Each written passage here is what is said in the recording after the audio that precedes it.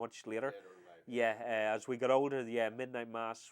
And to be honest, my mum and dad were not big midnight mass. They yeah. preferred to go to Go to midnight morning, mass. Definitely Christmas morning. Christmas morning. And I can remember going to midnight or going to mass in Dungannon, living in Fairmount Park, with snow on the ground. Really? Yeah. Yeah. Now, and that's a memory that's stuck Mm-hmm. because I can remember it So, vividly. That yeah. walking Christmas morning, walking to mass, and there was snow on the ground, and I looked up the steeple, and there was snow on the steeple, and I goes, oh, that's the reason. White Christmas, everybody Yeah. loves Yeah. snow at Snow. Christmas time because Yeah. Yeah. it looked Oh yeah. fantastic. Beautiful. Yeah, yeah. Um, what was the Christmas dinner? Christmas always turkey. Turkey. Turkey. My father never ever had to buy it. That's why. That was the Yeah. job of his brother. Yeah. His brother always said that he will always get us. We never had to worry about Christmas dinner. That was his Christmas gift to us. Was he would have got the turkey until the year that he got the turkey that was off. Yeah. Yeah, Yeah. Tell us about yeah, turkey. yeah. He got these turkeys, and I wouldn't have been surprised if he had got them from the back of my father's van. But it was many years before. But it was the same. I guess it was the same kind of scenario. But Right. he brought us up a turkey, and you know what? This is many years later because we were drinking age at this time. But and it's funny because this, like as I said, this turkey things went on for years and Yeah. years, and this is when it stopped. And I had to be 19, 20, right? So my younger brother, he was fit and age to drink as well. So what happened was the turkey came. My father, I used to make these fantastic stuffings, but cooked this turkey. We were all sitting down to the Christmas dinner, and the younger brother, Killian, not the younger, the middle brother, Killian, he didn't actually quite make it he did make it to the dinner table, Yeah. but he picked at his food. He didn't eat much. He picked at his food. He's like a rake. He always is, and but the reason why he couldn't eat was he was hungover. Yeah. So he goes, I can't eat this. I can't eat that. But he made the effort to come down and make sure he's there at Christmas dinner, and he was the only one that wasn't sick. And I'm talking days of. Yeah. Days, and it really really really annoyed me because Oh, I don't mind being sick, yeah. but I don't want to go to the bathroom in the middle of a John Wayne movie. No.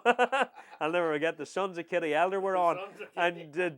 Dean Martin and John Wayne were under this flipping big massive tree, and they're being pinned down by I can't remember, Ward Bond or whoever it was the bad guy, George Kennedy. Right, they were being pinned down, and I was coming near the end of the movie, and I'm green, and I'm going, I gotta go to the bathroom. And I had to go. I had to go. So my father, he says, that's it. We're getting our own turkeys from now on. But yeah, turkey was always in our house, and always would have brought the kitchen table in, which flaps opened, and it was always turkey and mashed potatoes and gravy. Oh, yeah. Yeah, and What was the New Year a big deal? Or just, New Year was great for me. yeah. Because my mum and dad would go out, and I was in charge of the two boys. Oh, yeah. You know. So they did go out and celebrate. Yes, they did, and I celebrated my own way, and I'll never. No, well, but I wasn't. This is when I was younger. I wasn't drinking. I was old enough to be in charge, Right. and we always stayed up for the New Year. And I'll tell you the memories that I have of the New Year's: singing in the rain, Okay. always on TV on BBC Two. Yeah. And Singing in the Rain, we would always watch Singing in the Rain, and then turn it over. And when it was over, it's not that you turn it over. You would have the Scottish. Oh, the Scottish would come on. No, but there's this big Scottish bagpipes and everything would come on, and I would show the Scottish horse show. Like in Edinburgh, the Edinburgh. I can't remember the name of it. The Edinburgh piping, Right. big piping week in August, probably showing the. Well, yeah, it was a big thing, and right after the movie, the movie always finished around about 10 minutes to 15 minutes to 12, Right. and I'll never forget one night after Singing in the Rain, and this came on, and me and the two brothers, we pretty much wrecked our house. Yeah. You know, just by dancing and Dancing around you know, a little bit. Sure, with the acting. We outfit, lifted yeah. every cushion, we threw it, we were fighting, you know, and I don't even know what way we left it for when my mum and dad came home. And the beauty about it is they didn't say anything, so they didn't even notice. They didn't even You know. They had a good night too. But that's New Year's Eve, yeah. New Year's Day, yeah, it would have been. My father always, it wouldn't have been, never would have been turkey New Year's Day. He always would have tried to do something else. Yeah, he would have tried to do something else. There was, and I'm trying to remember. He was into pork roast, stuffed pork roast. He would have got something like that there. Never a roast beef, thank God. My mum used to kill roast beefs. So our Sunday dinner for all our lives growing up was roast beef, and well done. And the reason for it is her brother was a butcher, and that's the reason that he always gave her a good cut of meat, and my mum would kill it. So she would, and I couldn't eat roast beef for a long time. Oh my God! But I have to say, my mum was not the best cook. My father was the cook in the house. Yeah. Now, holidays like, for instance, St. Patrick's Day, Right. Was that a big day? St. Patrick's Day is not. It was a big enough day, but it wasn't. It wasn't a big day where. It wasn't. It wouldn't have been a big deal. We would have had to wear our shamrocks and our nice wee tricolour and. Holy day.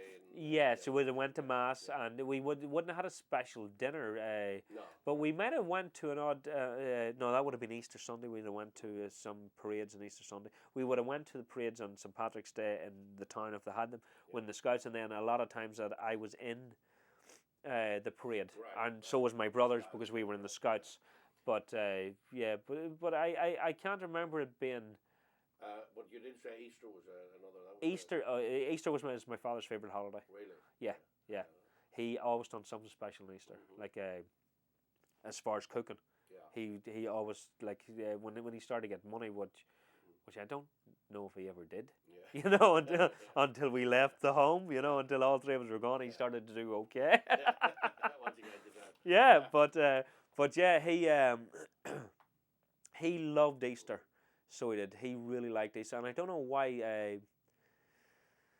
He liked it because it was a much quieter holiday, and there was no fuss about it, and he could relax, I guess. Yeah, and we would go to the parades, Easter parade. You know, and some of them up in Pomeroy. I can remember. They used to. Yeah. Well, we'll skip through summer because really there's not any big holidays there, and you come up to another one is Halloween. Halloween. Big one with you guys, Halloween. Oh God, are you joking me? Really, yeah. Halloween was great, just because we got burnt paisley in the bonfire. That's what we live for. Tell us about it. Oh no, September came. That was the beauty. The only good thing about going back to school in September was we started to collect wood and tires and everything we could for the bonfire in October.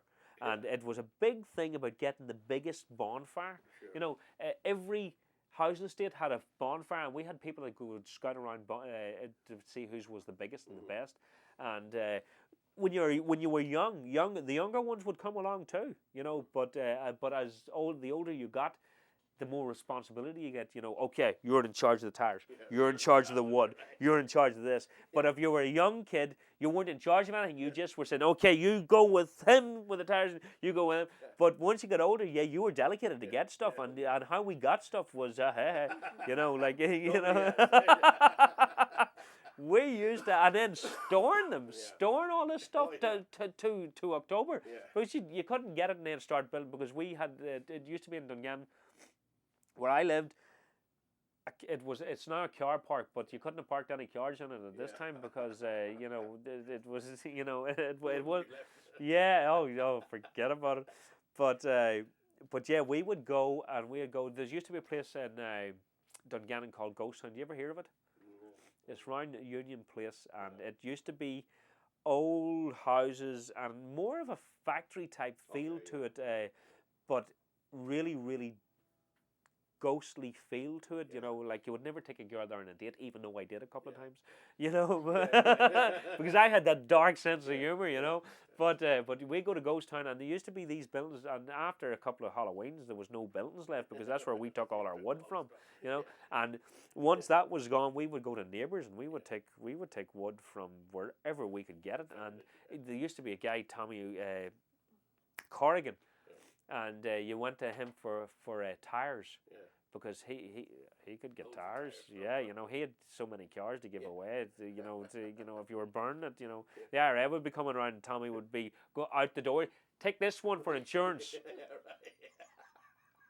Yeah, Oh yeah. yeah, you know, and then he did. He used to get old cars and insure them, and then say, "Hey, far and fast, it was stolen. Far and fast, he would get insurance for it all the time." You know, and it got to the point he didn't even have to come out to do it. The IRA would knock on his door and say, "Hey, Tommy, we're having a riot tonight. Can we have a car?" You know, and he would, "Yeah, here you go, here you go."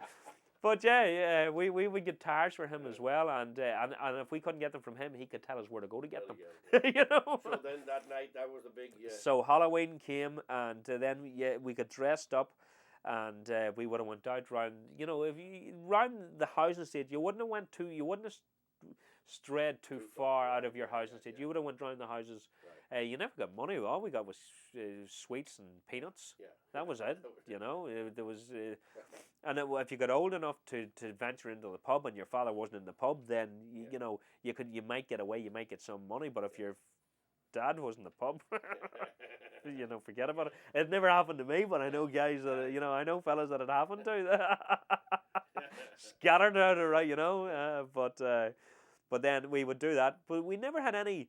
You know, oh no, we have eggs.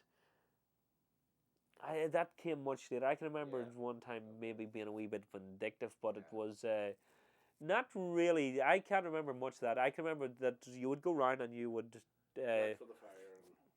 collect for the fire, then do your sweets, and you get all your sweets, and then you go, and then we put paisley on top of the bonfire, and the whole housing estate will come all out, and they'll all stand around watching this thing burn.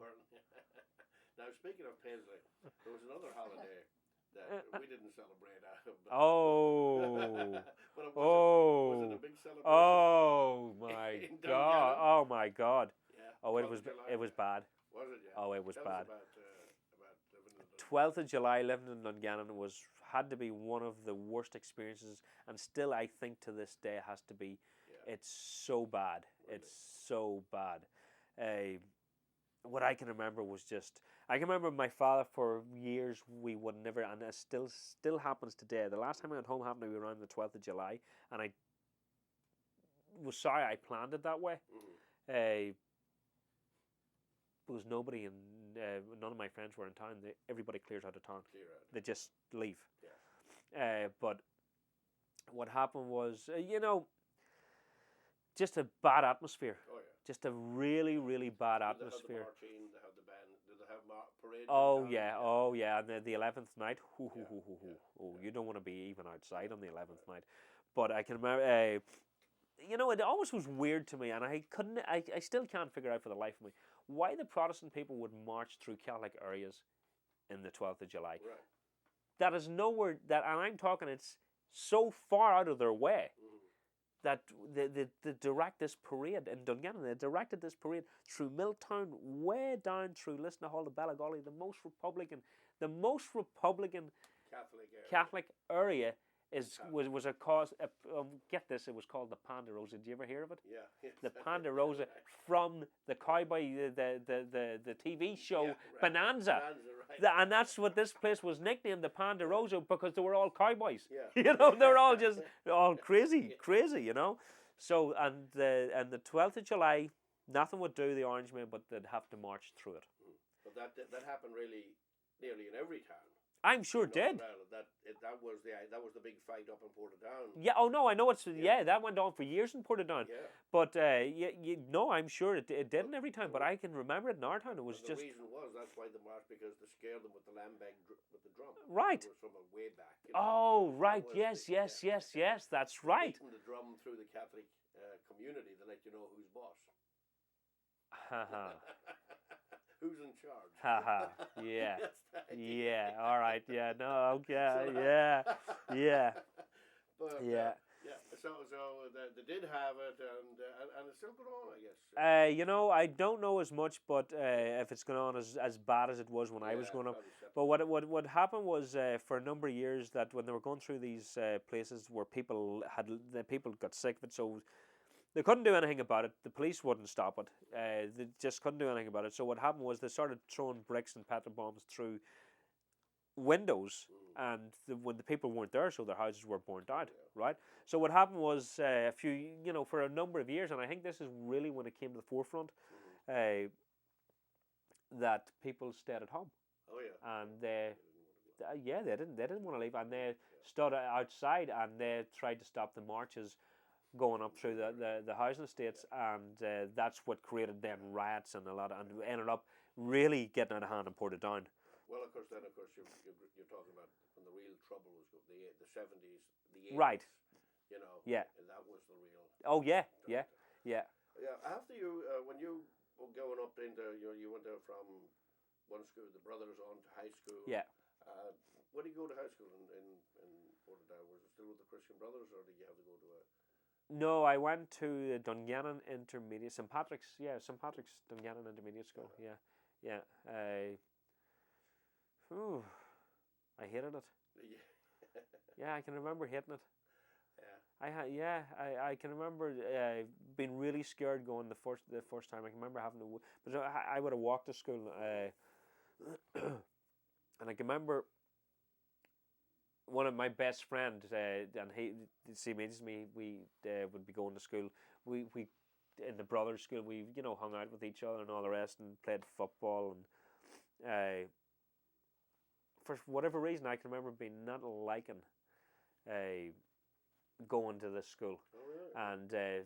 And then my mum and his mum says, "Don't worry about it, Aaron. Don't worry about it. I'm sure you will be in the same classroom, so everything will be fine." Until we got to school, yeah, of course, I wasn't in his class, which really, pissed me off. Yeah. But I guess I got used to it, and but I did pretty good in it. Except I was the kind of, I didn't get into much trouble. I just kept my head down. A couple of teachers I didn't like, but a couple of teachers I did like, and a couple of teachers were really bad. But they were very strict. I never had a problem with them, but I guess the reason why is because I seen what they did to people that they had problems with. Were Yeah. they, when you were going to school, were they still allowed to use a pen or No, a ruler? before I went to the secondary school, and I have to tell you this story. This is a scary story. This is scary. P5. Teacher's name was Master Jones, Iggy Jones. Big footballer. Loved football. Had 2 kids. His wife died early. Used the blackjack. That was his. That was his thing. Blackjack. Nice big leather blackjack. And one day we go to school, and we were there early, and he was late with his son. His son was in our classroom, right? So I can't remember who it was, but somebody went up and they opened the drawer and they pulled out his blackjack. Now we had the wooden floors, the slots, like really old, and there was pieces of wood missing, and you could just narrowly slip a blackjack under the floorboards. Right. So anyway, we did. Somebody in the classroom does this, and he slips it. Maybe 2 or 3 of them were involved in going up and getting, keeping an eye, making sure nobody's coming, slip it down there. So anyway, he comes into the school. Son takes his seat, goes on, he starts teaching, and one of the guys who was involved with the blackjack incident started getting a wee bit out of hand. So much so that a Master Jones says, "Get up here." So he goes up and he's pulls out the drawer, no blackjack. Where's my blackjack? So nobody's answering. Where's my blackjack? And people go, don't know. And he tells the guy, says, "Go sit down there." He says, I'm going to walk out of this classroom. I'll be back in 5 minutes. My blackjack better be back. So off he goes. 5 minutes. We're all sitting around talking, and we, like, you know, none of us are saying anything, you know, and going, you know, what's he going to do? What's he going to do? So he comes back in and says, he goes straight to the drawer. Says, all right, I want my blackjack. If nobody steps forward, I'm going to pick somebody out of this classroom and I am going to beat the lining out of you until my blackjack appears. So everybody's sort of sitting back and they're going, let's see, who's he going to pick? Let's see what's going to happen. Who does he pick? His son. He picked his son. He called his son. Come up here. He beat the living daylights out of his son in front of us. I'm telling you, blood. He beat him to the ground, and the guy who hid the blackjack stood up and he ripped up the floorboard. So he says, "Here's your blackjack." Wow. Yeah. Yeah. This guy should not have been teaching Oh kids. my God! I'm telling you, I'm telling you, unbelievable. Now there had to be discipline in his class from the rest of the year. Nobody spoke another word. No. Yeah, this guy was, and his son is. I don't think ever really forgot it. But him and his son never had a great relationship after that. And even when he died, his son was, I went up and said to his, sorry to hear about your father. Yeah. What about your social life in school? Like when you guys, social life. well, let's say you start going, go to dances, discos. Oh my God! Yeah, you know. Yeah. Social life. I guess I was pretty social. So I was. But I guess I paid a price for it too. Things. Oh my God! I don't know if I can even say it on camera here. Are you joking me? But my social. Oh yeah. All right. I guess I'll give you a couple of things about my social life. When I was young, and I'll tell you, this is really pretty much what happened is. The parochial hall used to have the church. Right, We would have parochial hall, and it was neat and dark, and there would have been a priest in charge of, and he would run discos and dances and different things like that there. And I refused to go to it for one particular reason, and it was a really, really good reason. And it wasn't because I wanted to be antisocial. It used to be on a Saturday night, right? And a bus would pick you up outside the housing estate, and at this time we had left Fairmont Park. We were in a place called Listener Hall, which was a great place. Would take you to Eden Dark and take you home again.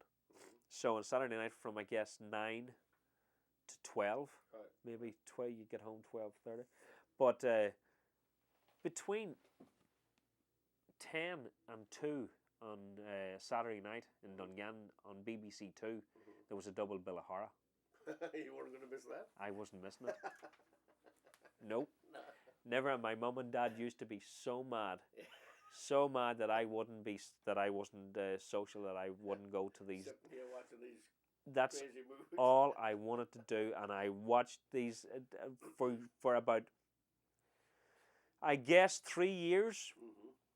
On a Saturday night, it was double bill. Started off with Basil Rathbone, The Hound of the Baskervilles, and I would have went through a lot of different double bills of Dracula and even more scary stuff, until the point then that the BBC Two had stopped it, right? And I was, I guess I'm gonna have to go to this dance. So I started going to the dances. And I started going, oh, all right, this is all right.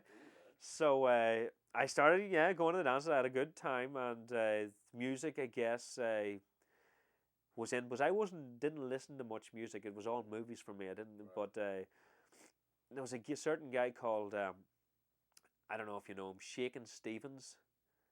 Shakin' Stevens was a rock and roll British star who pretty much was taken off the Elvis thing, and he wore denim jacket, denim trousers, white shoes, black socks, collar up, and he danced kind of like. Oh, wait there. Oh, I can't. Sorry, I can't do it. But I was going to show you how he danced. And he sang a song called "Through the Green Door" and stuff. But he danced with his legs up, and he's, all this Elvis, really Elvis Hound Dog. If you watch Elvis Hound Dog, that's the type of stuff that he did. So I says, geez, wouldn't that be a good thing to do? Learn this dance and go to this dance and check it out, and be able to do the dance. So I bought the record Green Door. I think there was 2 records. I can't remember the other one, but Green Door was one. And I learned to dance. I bought the white shoes, had the denim jacket, and the jeans, the collar up, the hair slicked back, and off I go to the dance, and with a couple of friends, and off I go. And it so happened that the guy who was the DJ was a fella who I was in the Scouts with. So he notices me there and I'm dressed up in this denim outfit, and he says, all right, this one's for Aaron McNicholl, and he puts on Green Door, by Shakin' Stevens, and of course I get up on the dance floor and I, boom, take over the dance floor. Take it over. Everybody stops dancing to make a circle around me, and I'm doing all the moves, and women didn't want to be near me, they just didn't. They go, "Oh my God, who is this freak?" So that was it over, and again people clapped and goes, "All right, hey, I don't know." So I got a wee bit of a buzz, so I started getting better at the dance, and he would play a couple of, I went back the next week, and then I would be dancing with somebody, be dancing away, and the next minute the DJ would he wouldn't even announce it anymore. He just started playing Shakin' Stevens.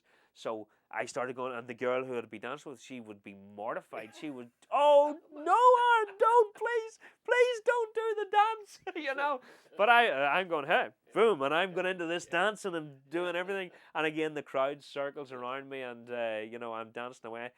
And I'm getting an audience, like I'm thinking this is great. Oh, everybody's loving this, Oh yeah, great. So this went on for about 6 weeks, and then I do it again, and there was a couple of guys from Carlisle, and they obviously didn't like all the attention. So at the end of the dance, they beat the crap out of me. They beat the crap out of me, so that it's black eyes. But it would be okay if they had done it in front of me. But I'm walking to the bus, and they grab me from the back, and there's 3 of them that beat the crap out of me. And all right, so I goes, that's the end of the Shakin' Stevens. So there was no more Shakin' Stevens. So there wasn't. Actually, it's funny. What happened? What happened after that? There was something happened after that, but I didn't even go back to the dance. For a while, I guess it knocked the wind out of me, But and I happened to meet these guys in Dungannon. I'd say about 4 weeks later, 3 weeks later, and there was a gang of them from Carlisle, a gang of them, and I happened to be with a gang of my friends, and these guys. Then we were walking home, and these guys, started following us, and I'm going, they started shouting that they, come on, they wanted Shakin' Stevens. They wanted to beat the crap out of me again, and I'm going, I don't think so. I says, I don't want this. I wanted to get them back, but I don't know if I would do it. I would be as bad as that. I wanted to do it to a point where I was going to win. Yeah, right. Yeah. But they followed us, and anyway, we were almost home, and the guy who grabbed me from behind comes up in front, and he says, "Well, I'm not doing it from behind this time." But I guess there was rumours, and I'm not doing it from behind this time. And he headbutted me.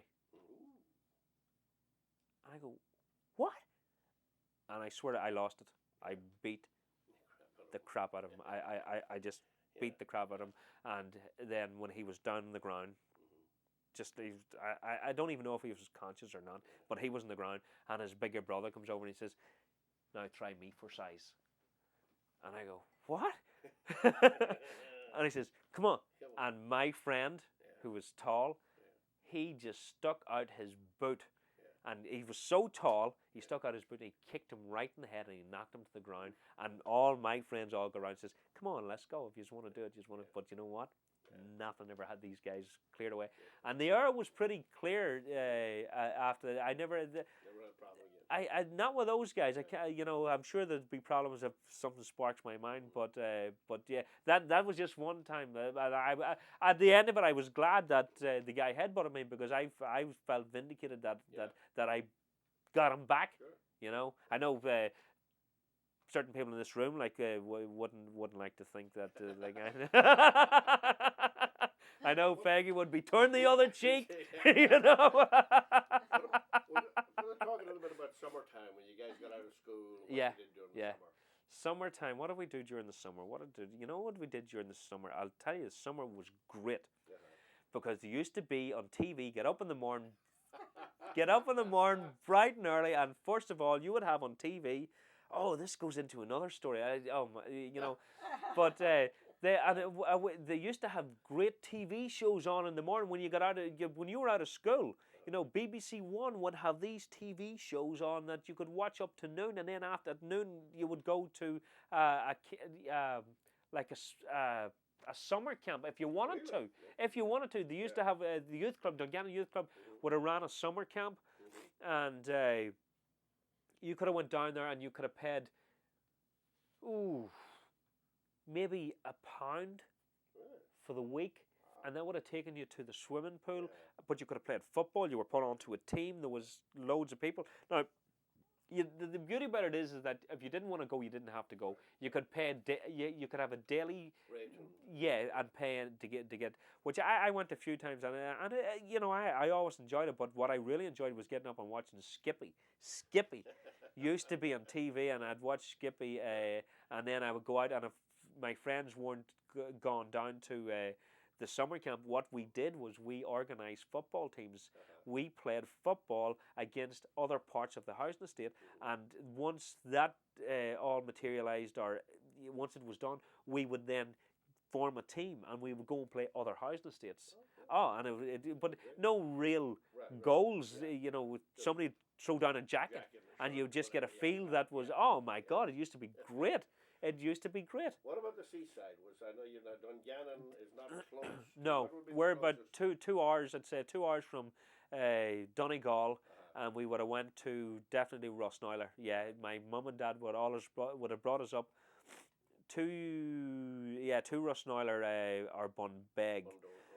Well, Rossnoiler is right next to Bundoran. My mum and dad hated Bundoran with a passion. They hated Bundoran. Because it was all slots, it was like they hated it. But they would, they would have rented a caravan, and and we would have stayed in the caravan for 2 weeks. And Rossnoiler was fantastic. And the thing about it is that we always went up the week of the 12th of July, and you know the reason why? But the week before that. Paisley always had his practice marches in Rossnoiler. The week before the 12th of July, all Paisleyite would go up to Rossnoiler and have their practice marches for the 12th.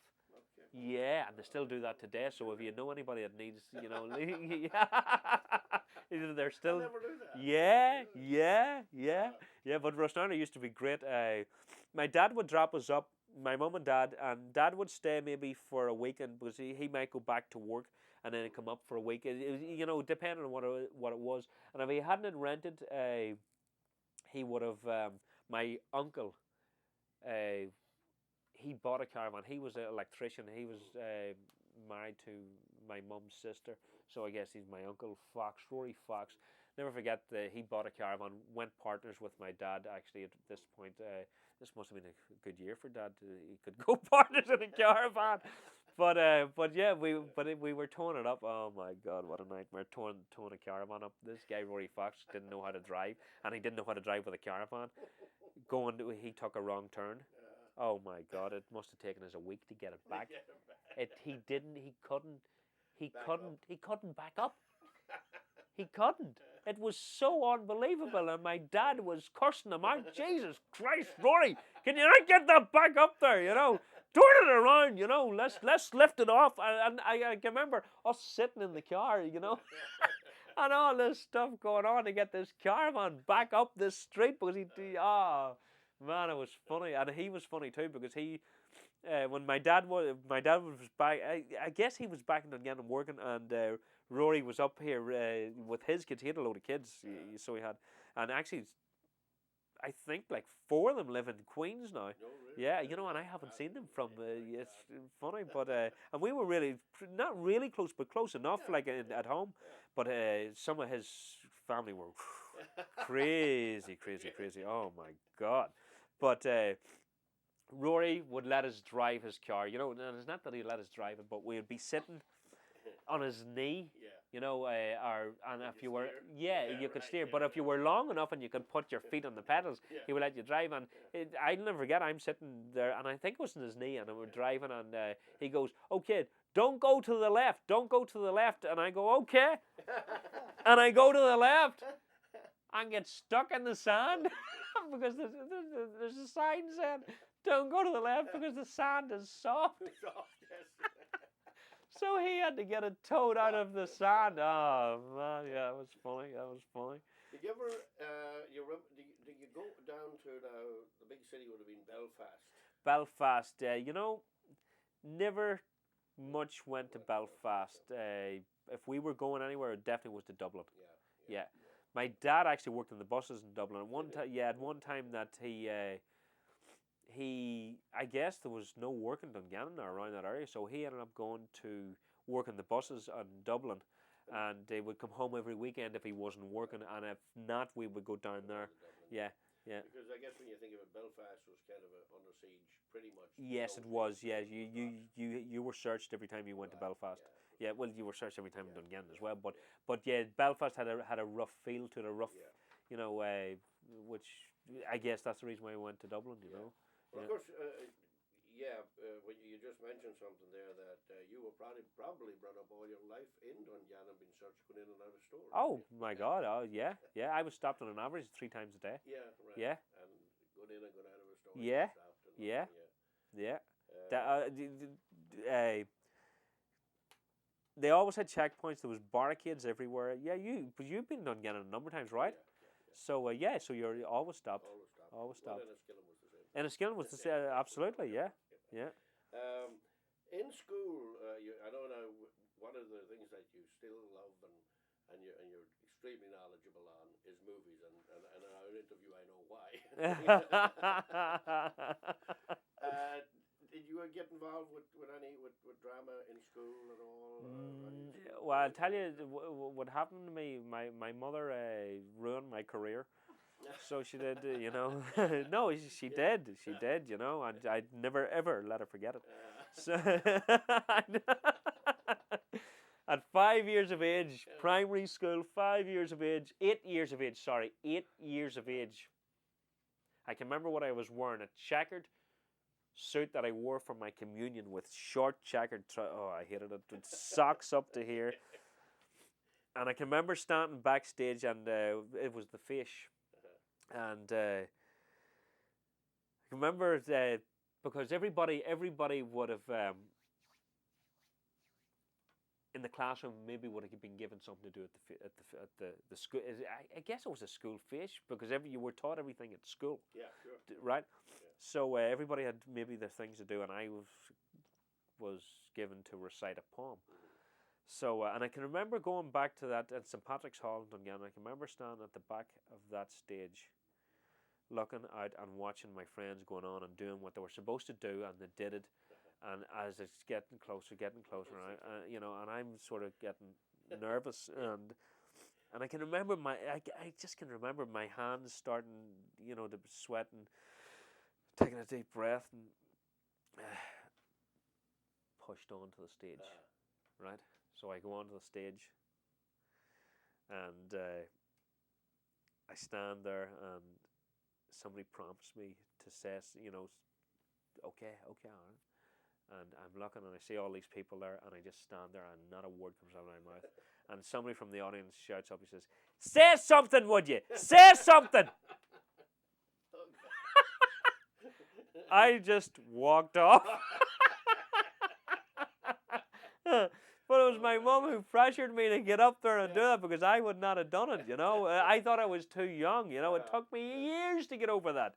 Years until, you know, until a certain play, you know. And that wasn't easy. And then until Peggy started screaming at me, "Get that script out of your hand!"